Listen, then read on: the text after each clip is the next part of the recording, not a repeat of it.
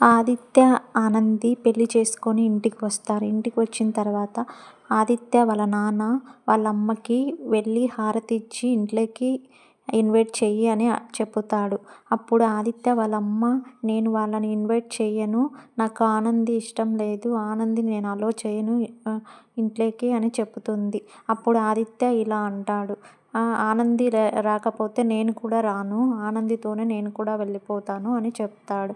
తర్వాత ఆదిత్య అమ్మ నువ్వు ఇచ్చినవి నాకేమీ వద్దు అని చెప్పి మెడలో ఉన్న చైను, ఉంగరాలు, చెప్పులు అన్నీ అక్కడ పెట్టేసి, అమ్మ నువ్వు ఇచ్చినవన్నీ తీసేసుకో అని చెప్పి అక్కడ పెట్టేసి వెళ్తాడు. అందరూ ఆశ్చర్యంగా చూస్తారు.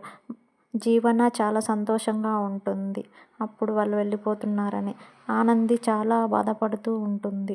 ఆదిత్య వాళ్ళ నాన్న చాలా బాధపడుతూ ఉంటాడు, వాళ్ళ తమ్ముడు కూడా వెళ్ళిపోతున్నారనేసి. ఆదిత్య కూడా చాలా బాధపడుతూ ఉంటాడు. వెళ్ళిపోవడానికి రెడీ అవుతూ ఉంటాడు. వెళ్ళిపోతారు. ఇంకా జీవన చాలా సంతోషంగా ఉంటుంది. ఇద్దరు బయటికి వచ్చేస్తారు. వాళ్ళ అమ్మ ఏడుస్తూ అట్లనే చూస్తూ ఉంటుంది. ఆదిత్య అన్నీ అక్కడ పెట్టేసి వస్తువులన్నీ ఇంకా వెళ్ళిపోతూ ఉంటాడు. వెళ్ళిపోతుంటే జీవన చాలా హ్యాపీగా ఫీల్ అవుతూ ఉంటుంది.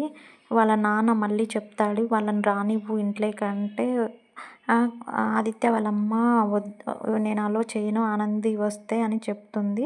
వాళ్ళు ఇంకా బయటికి వెళ్ళిపోతారు. ఆదిత్య, ఆనంది చాలా బాధపడుతూ ఒకరినొకరు చూసుకుంటూ బయటికి వెళ్ళిపోతారు.